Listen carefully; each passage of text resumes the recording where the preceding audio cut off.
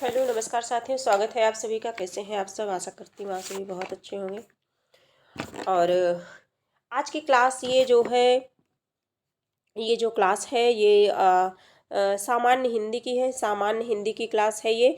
समीक्षा अधिकारी एवं सहायक समीक्षा अधिकारी को ध्यान में रख करके ये क्लास जो है चलाई गई है। और ये 10 प्रश्नों की एक श्रृंखला चलाई गई है, जिनमें हम सभी 10 प्रश्न को प्रतिदिन करते हैं। आर ओ ए आर ओ प्रारंभिक परीक्षा एवं मुख्य परीक्षा हेतु सामान्य हिंदी के अंतर्गत विशेषण और विशेष से प्रैक्टिस सेट हम सभी लगा रहे हैं। इसकी जो है अगर और प्रैक्टिस सेट आप देखना चाहते हैं तो इसके पहले हुई है। ये 7 नंबर की प्रैक्टिस सेट है और 6 प्रैक्टिस सेट हो चुकी है। और अगर मूल कंटेंट को पढ़ना चाहते हैं, मूल तथ्यों को पढ़ना चाहते हैं, जहाँ से प्रश्न बनने हैं, तो वो जो है वो सब आप इस चैनल पर जो है बड़ी आसानी से आप सभी को मिल जाएगा। जो भी तथ्य पढ़ाए गए हैं पूरे जो है प्रामाणिक हैं और सरल भाषा में, सरल से सरल भाषा में जो है आप तक पहुंचाने की पूरी कोशिश की गई है। और अगर यदि कहीं कन्फ्यूजन होता है तो आप निसंकोच मुझसे पूछ सकते हैं, कमेंट बॉक्स में कमेंट कर सकते हैं, मैं उसका आंसर आप सभी को रिप्लाई दे दूंगी। तो आज की क्लास जो है हम स्टार्ट करते हैं। प्रश्नों 61 नंबर के प्रश्न को देखते हैं। निम्नलिखित में से कौन सा शब्द विशेष है? विशेषण और विशेष शायद आप सभी बहुत अच्छे से समझ पा रहे होंगे, है ना, क्योंकि अब नहीं भूलने वाले हैं। इसमें देखना है आसानी, अग्नि, मधुर, कर्मठ। तो इसका जो है अग्नि हो जाएगा। अगर हम इसका विशेषण बनाना चाहे तो आग्नेय हो जाएगा। अग्नि का विशेषण होगा आग्नेय और अग्नि हमारा क्या है? विशेष्य पद है। आगे देखेंगे। अगर हम बात करें इसकी कि जो है आसीन, मधुर तथा कर्मठ, ये सभी क्या है? विशेषण हैं। ये सभी क्या है? विशेषण हैं। इनके विशेष की अगर हम बात करें तो आसीन का मतलब होता है आसन, है ना, आसन। और इसका मधु बन जाएगा और कर्मठ का बन जाएगा कर्म, विशेष से। आगे हम सभी देखते हैं 62 नंबर के प्रश्न को। ठंडा पानी ठंड पैदा करता है, इस वाक्य में कौन सा शब्द विशेष है? ठंडा पानी ठंड पैदा करता है, इस वाक्य में ठंडा, ठंड, पानी और उपयुक्त में से कोई नहीं। तो इसमें बताना है कि इसमें विशेष क्या है। तो जो विशेष है ये पानी है। ठंडा गुण बता रहा है, ठंड ये भी, और ये पानी क्या है? विशेष है। ठीक है। और ये जो ठंडा है ये तो पानी की विशेषता बता रहा है, विशेषण हो गया। आगे हम सभी बढ़ते हैं। 63 नंबर के प्रश्न को देखते हैं। निम्नलिखित में से कौन सा शब्द विशेष से है? अनासक्ति, अनासक्त, अनुशंसित, अपमानित। 63 नंबर का जो प्रश्न है इसका करेक्ट आंसर हम देखेंगे अनासक्त, ये पहला वाला देखेंगे। आगे हम सभी बढ़ते हैं, प्रश्नों पर देखेंगे। निम्नलिखित में से कौन सा शब्द विशेष से है? 64 नंबर का प्रश्न है, कौन सा शब्द विशेष से है? पौष्टिक, पाठकीय, भावुक और विषाद। 64 नंबर का जो प्रश्न है ये हो जाएगा विषाद। करेक्ट आंसर हमारा डी हो जाएगा।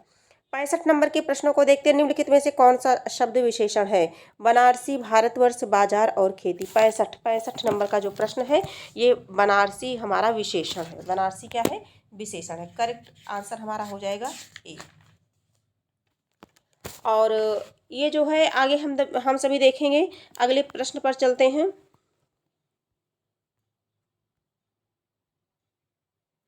जिस विकारी शब्द से संज्ञा की व्याप्ति मर्यादित होती है, जिस विकारी शब्द से संज्ञा की व्याप्ति मर्यादित होती है उसे कहते हैं सर्वनाम, विशेषण, क्रिया और अव्यय। 6 में से बताना है कि उसे क्या कहते हैं, मतलब चारों ऑप्शन से बताना है उसे क्या कहते हैं।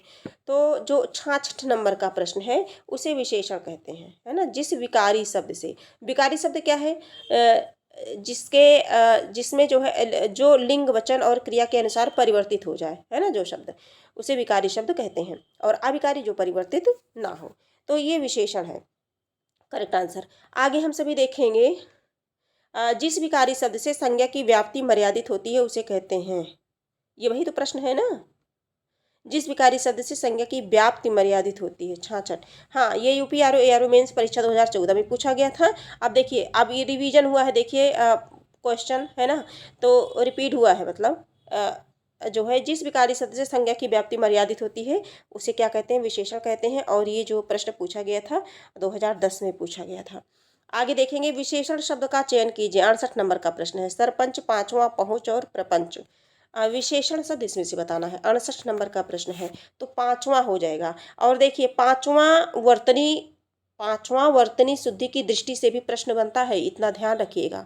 और ये जो क्लास है जो है केवल आरओ एआरओ के लिए ही नहीं है, बल्कि ये TGT PGT S TET super TET है ना, यूपी टेट अदर टेट सभी के लिए ये इम्पोर्टेंट है। तो पांचवा इस तरह से लिखा जाएगा, दोनों में चंद्रबिंदु रहेगी, इसे हम चंद्रबिंदु कहते हैं, है ना, इसे हम चंद्रबिंदु कहते हैं कि चांद की तरह बना के एक बिंदी रख दो, ये चंद्रबिंदु है, दोनों पे रहेगी, पा पे रहेगी और वा पे रहेगी, इतना ध्यान रखिएगा। आगे बढ़ते हैं। जो है 69 नंबर का प्रश्न है, ऋषि संज्ञा शब्द से ऋषि संज्ञा शब्द से विशेषण शब्द क्या बनेगा? ऋषि संज्ञा शब्द से विशेषण शब्द क्या बनेगा? तो आर्ष, ऋषिकल्प, ऋषितुल्य और ऋतुवत, क्या बनेगा बताइए? 69 नंबर का प्रश्न है। आर्ष बनेगा। क्या बनेगा? आर्ष। ऋषि संज्ञा शब्द से आर्ष बनेगा, यानी कि शेष ये सभी ग्राह्य नहीं है। आर्ष, आर्ष मतलब ऋषि। आगे देखेंगे जो है व्याकरण की दृष्टि से कौन सा शब्द विशेषण नहीं है? 70 नंबर का प्रश्न है, जो इस क्लास का आखिरी प्रश्न है। जैसा कि 10 प्रश्न करते हैं और ये 10वां प्रश्न है। व्याकरण की दृष्टि से कौन सा शब्द विशेषण नहीं है? भयभीत, निर्भीक, भीरु और भय, कौन सा नहीं है? 70 नंबर का प्रश्न है इसका आंसर। तो ये भय नहीं है। क्या नहीं है? भय नहीं है। भय विशेषण नहीं है, बल्कि क्या है? विशेष से है। भय जो है विशेष से है। और भयभीत, निर्भीक, भीरु ये विशेषता बताने वाले शब्द हैं। और जो विशेषता बताते हैं है ना, संज्ञा और सर्वनाम की विशेषता बताने वाले शब्दों को हम विशेषण कहते ही हैं। तो शायद आप समझ पा रहे होंगे कि 10 प्रश्नों के माध्यम से इन चारों ऑप्शन के माध्यम से कई प्रश्नों को हम लोगों ने देखा, और ये सारे प्रश्न परीक्षा की दृष्टि से उपयोगी हैं। आज की क्लास यहीं तक है, और फिर मिलेंगे हम एक नई क्लास के साथ, मिलेंगे नए प्रश्न के साथ, नए आत्मविश्वास और नई ऊर्जा के साथ मिलेंगे। और ये क्लास अगर आपको उपयोगी लगी हो तो आप इसे लाइक, सब्सक्राइब और शेयर कर दीजिए अपने कुछ मित्रों तक, और कमेंट में अपने सुझाव अवश्य लिखें। आज की क्लास यहीं तक, फिर हम मिलेंगे, तब तक के लिए धन्यवाद।